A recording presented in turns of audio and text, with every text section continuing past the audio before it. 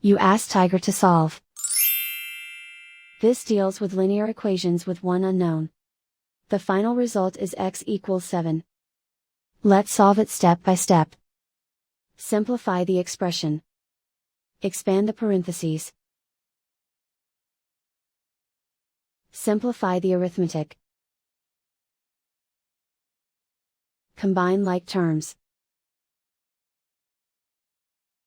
Group all constants on the right side of the equation. Add 10 to both sides. Simplify the arithmetic.